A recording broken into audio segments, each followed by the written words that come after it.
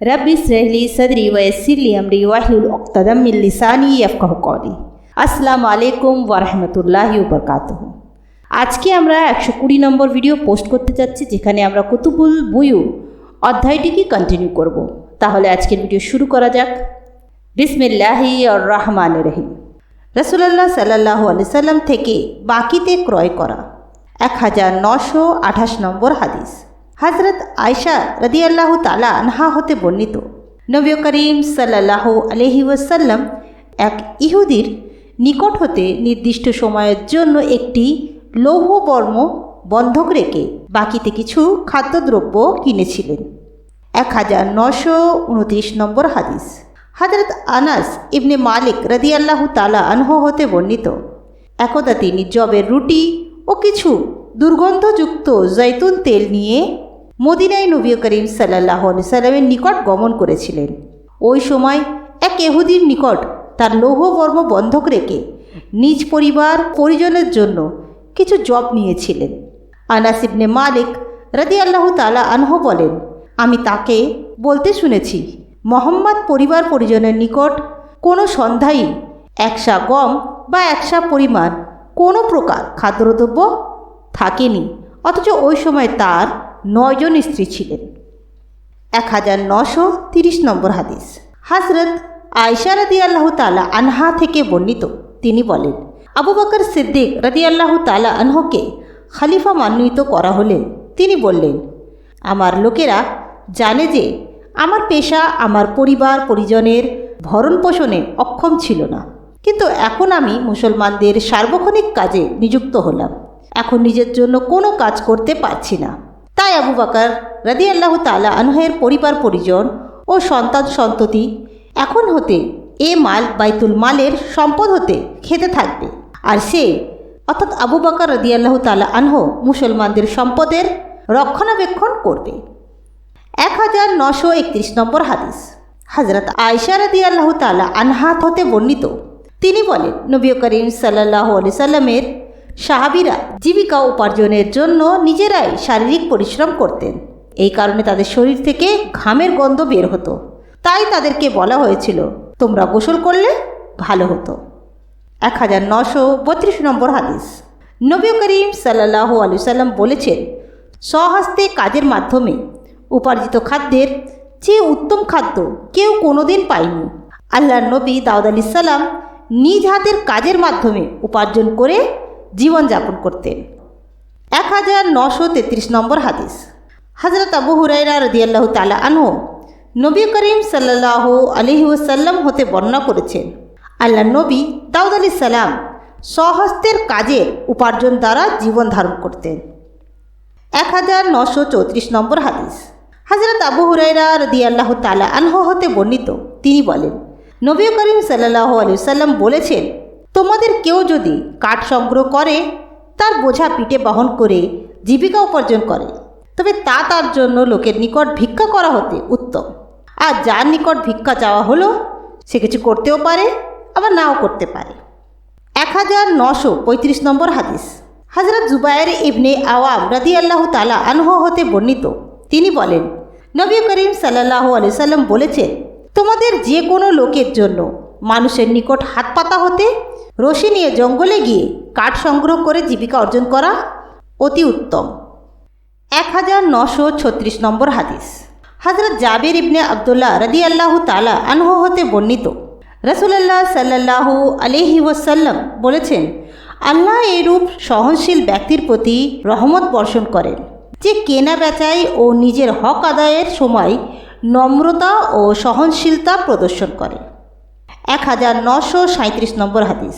নবী করিম সাল্লাল্লাহু আলাইহি ওয়াসাল্লাম বলেছেন, তোমাদের পূর্ববর্তী উম্মতদের কোনো এক ব্যক্তির মৃত্যুর সময় ফেরেশতারা তার রূহের সাথে সাক্ষাৎ করে জিজ্ঞেস করল, তুমি কি কোনো ভালো কাজ করেছো?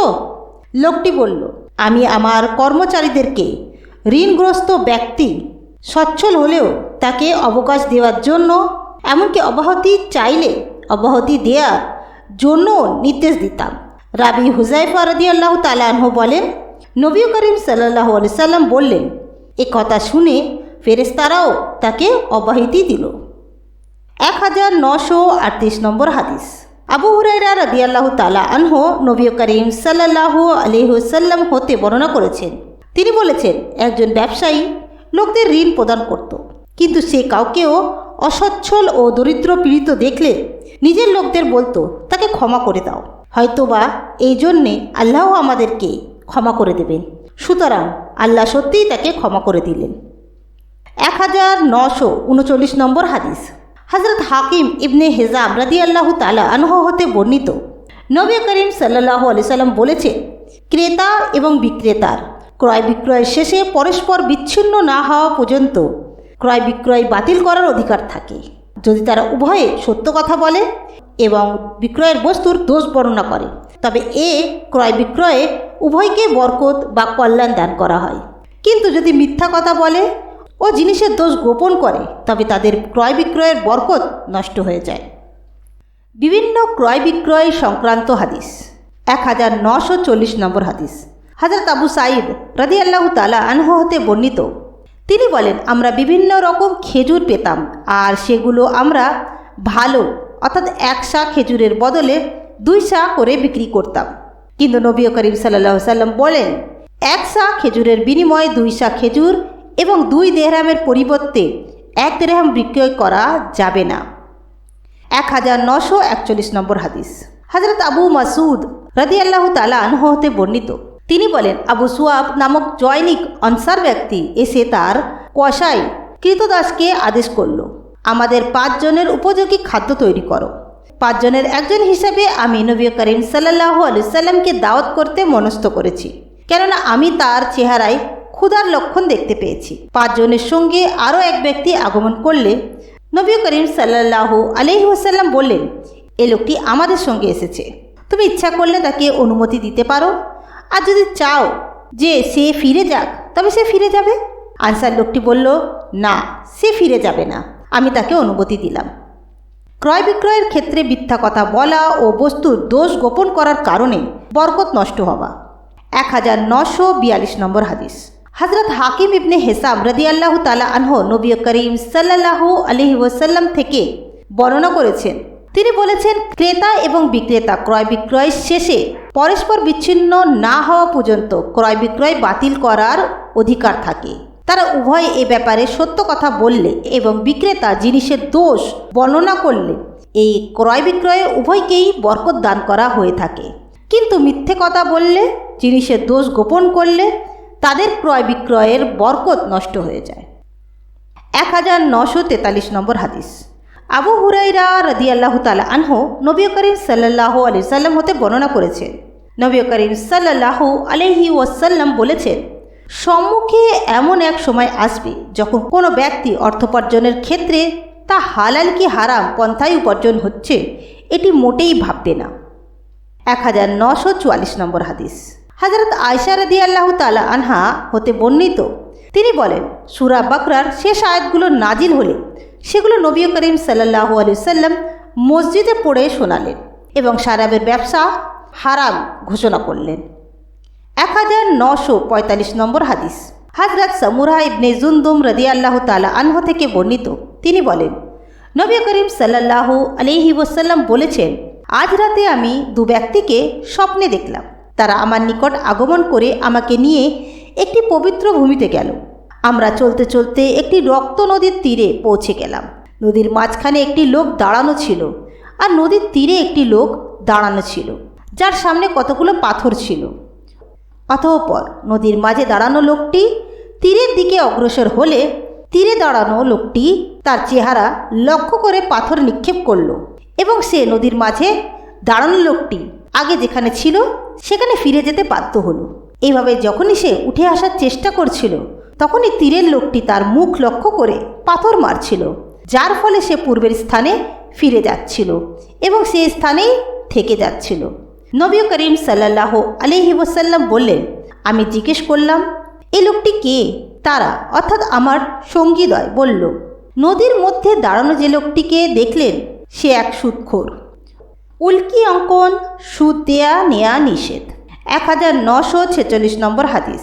হযরত আউন ইবনে আবু জুয়েফা রাদিয়াল্লাহু তাআলা আনহু হতে বর্ণিত, তিনি বলেন, আমি আমার পিতাকে দেখেছি একজন রক্তমক্ষণকারী কৃতদাস ক্রয় করেছিলেন। পিতার নির্দেশে কৃতদাসটির রক্তমক্ষণের জিনিসপত্র নষ্ট করে ফেলা হলো। আমি তাকে এর কারণ জিজ্ঞেস করলাম। তিনি বললেন, নবী করিম সাল্লাল্লাহু আলাইহি সাল্লাম কুকুর ও রক্তের মূল্য গ্রহণ করতে এবং উল্কি অঙ্কন করতে ও করাতে, সুদ দিতে ও নিতে নিষেধ করেছেন এবং চিত্রাঙ্কনকারীকে লানত করেছেন। 1947 নম্বর হাদিস। হযরত আবু হুরায়রা রাদিয়াল্লাহু তাআলা আনহু হতে বর্ণিত, তিনি বলেন, আমি রাসূলুল্লাহ সাল্লাল্লাহু আলাইহি সাল্লামকে বলতে শুনেছি, মিথ্যে শপথের দ্বারা পণ্য সামগ্রী বিক্রি হয়ে যায় বটে, কিন্তু এতে বরকত নষ্ট হয়ে যায়। ক্রয় বিক্রয়ের শপথ অপছন্দনীয়। 1948 নম্বর হাদিস। আব্দুল্লাহ ইবনে আবু আওফা রাদিয়াল্লাহু তাআলা আনহু হতে বর্ণিত, এক ব্যক্তি তার পণ্যদ্রব্য বেচার জন্য বাজারে নিয়ে কোনো মুসলমানকে ফাঁদে ফেলার জন্য আল্লাহর নামে শপথ করল। ওই মাল সে যত দামে কিনেছে তা এখনও কেউ বলেনি। তখন এই আয়াত নাজিল হলো, যারা আল্লাহর সাথে কৃত চুক্তি ও নিজেদের শপথ সস্তা মূল্যে বিক্রয় করে। 1949 নম্বর হাদিস। হযরত আলী রাদিয়াল্লাহু তাআলা আনহু থেকে বর্ণিত, তিনি বলেন, গনিমতের মাল হতে আমি নিজের অংশে একটি উষ্ট্র পেয়েছিলাম। গনিমতের পঞ্চমাংশ হতে নবী করিম সাল্লাল্লাহু আলাইহি সাল্লাম আমাকে একটি উষ্ট্রি দান করেছিলেন।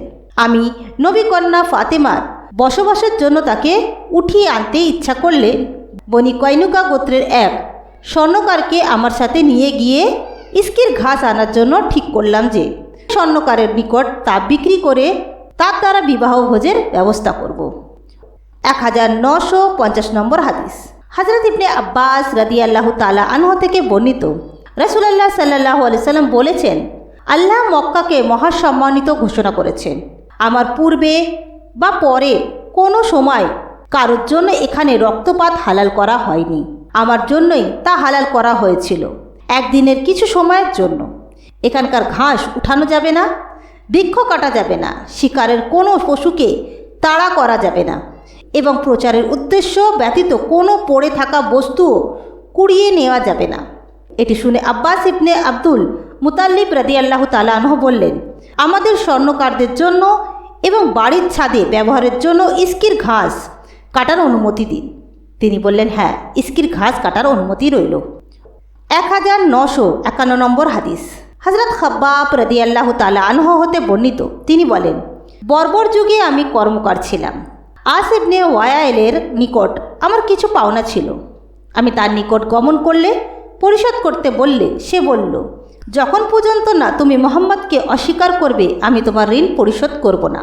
এটা শুনে আমি বললাম, আল্লাহ তোমার মৃত্যু ঘটিয়ে পুনর্জীবিত না করা পর্যন্ত আমি তাকে অস্বীকার করব না। সে বলল, তবে আগে আমাকে মৃত্যুবরণ করে পুনর্জীবন লাভ করতে দাও এবং তখন আমাকে ধন সম্পদ ও সন্তান সন্ততি দান করা হলে তোমার পাওনা পরিশোধ করব। এই প্রসঙ্গে নাজিল হলো, তুমি কি ওই ব্যক্তিকে দেখেছ যে আমার নির্দেশ ও নির্দেশাবলী অস্বীকার করে এবং বলে আমাকে অবশ্য ধন সম্পদ সন্ততি প্রদান করা হবে। 1952 নম্বর হাদিস।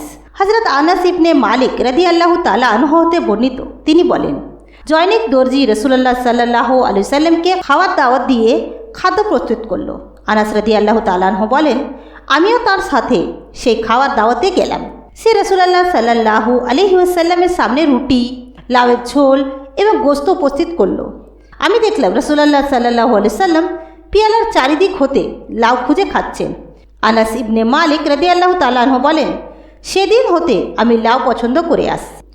1953 নম্বর হাদিস। হযরত সাহাল ইবনে সাদ রাদিয়াল্লাহু তাআলা আনহু হতে বর্ণিত, তিনি বলেন, জনৈকা মহিলা চারিদিকে নকশাঙ্কিত একখানা দুর্দাহা নিয়ে রাসূলুল্লাহ সাল্লাল্লাহু আলাইহি সাল্লামের নিকট এলো। সাহাল ইবনে সাদ জিজ্ঞেস করলেন, তোমরা দুর্দাহা কাকে বলে জানো কি? বলা হলো, হ্যাঁ আমি জানি, পাড়যুক্ত চাদর। মহিলাটি বলল, হে আল্লাহ রসুল, এই চাদরখানা আমি আপনাকে পরিধান করবার জন্য নিজ হাতে তৈরি করেছি। রাসূলুল্লাহ সাল্লাল্লাহু আলাইহি সাল্লাম তা সগ্রহে গ্রহণ করলেন এবং পরে ইজারা অথবা লুঙ্গি হিসাবে পরিধান করে আমাদের নিকট আসিলেন। এই সময় লোকদের মধ্যে হতে এক ব্যক্তি উঠে বলল, হে আল্লাহ রসুল, কাপড়খানা আমাকে পরতে দিন। তিনি বললেন, আচ্ছা তুমিই নেবে। অতঃপর রাসূলুল্লাহ সাল্লাল্লাহু আলাইহি সাল্লাম কিছুক্ষণ পর ওই মজলিস থেকে ফিরে গেলেন এবং কাপড়খানা ভাঁজ করে ওই ব্যক্তির নিকট পাঠিয়ে দিলেন।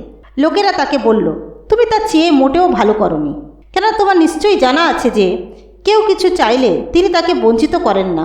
লোকটি বলল, মৃত্যুকালে আমার কাফনের উদ্দেশ্যে ব্যতীত অন্য কোনো কিছু কারণের জন্য আমি তা চাইনি। সাহল রাদিয়াল্লাহু তাআলা আনহু বলেন, পরে তা তার কাফনের জন্যই ব্যবহার করা হয়েছিল। তো আজকের ভিডিওতে আমরা কুতুবুল বুয়ু অর্থাৎ ক্রয় বিক্রয় অধ্যায় কন্টিনিউ করছিলাম। ইনশাআল্লাহ নেক্সট ভিডিওতে আপনাদের সঙ্গে আবার দেখা হবে, যেখানে আমরা কুতুবুল বুয়ু অর্থাৎ ক্রয় বিক্রয় অধ্যায়কে কন্টিনিউ করব।